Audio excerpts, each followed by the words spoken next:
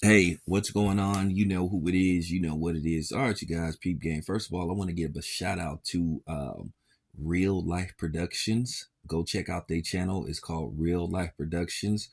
RealLyfe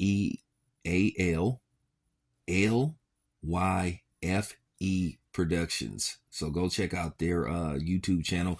Excellent, great interview with Brandon T. Jackson.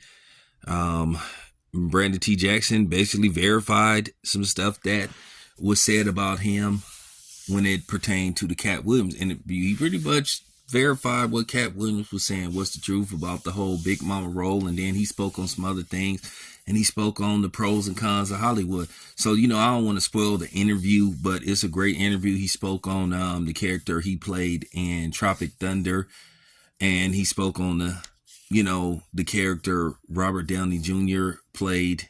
In case you didn't see Tropic Thunder, where Robert Downey Jr. played a Methodist actor that was basically in character playing a black person.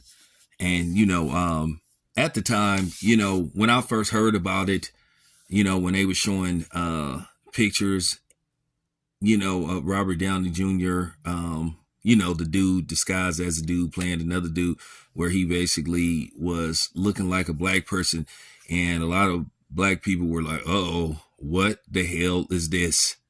And we basically had to brace ourselves for what was yet to come, up until the release of the movie. But when I got a chance to see the movie, at the end of the day, I found it funny, and I wasn't offended by it because the way it was crafted and the way it was did. So, it kind of had a message behind it, and Robert Downey Jr. explained. So I wasn't really offended by it, So, the way he did it based off, the whole perception of it, you had an understanding of it based off how other people did it. Now, don't get me wrong. A lot of people, of course, tried to, a lot of people tried to emulate and use Robert Downey Jr. Character as excuse to do it, just to try to demean black people, but they was called out on it. They didn't get away with it.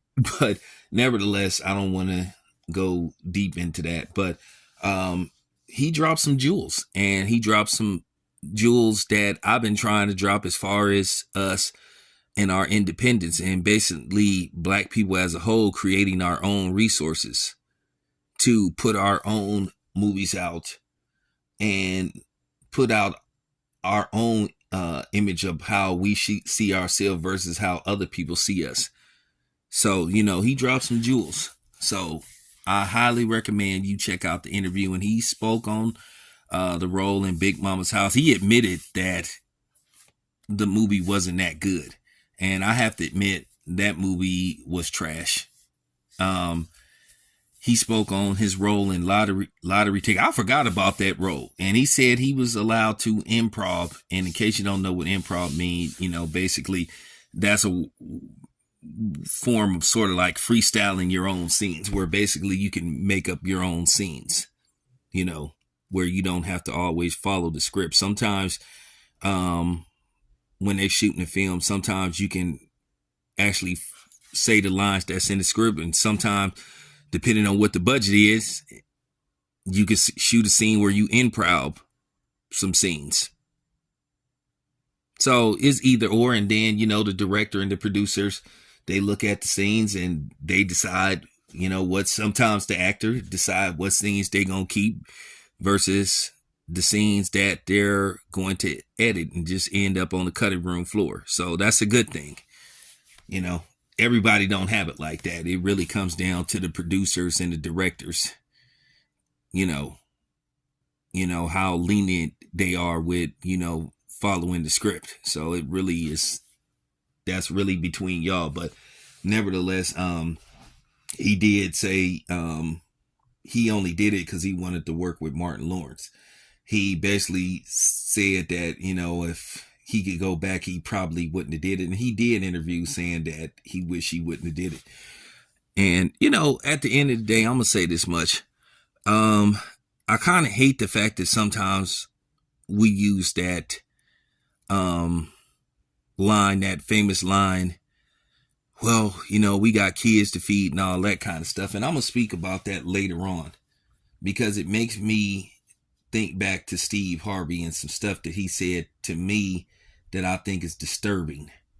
And, you know, we'll discuss that on another video. But nevertheless, it's a really good interview. Shout out to Brandon T. Jackson, you know, giving us some clarity on some things, you know, but he pretty much verified that what Katt Williams was saying was true.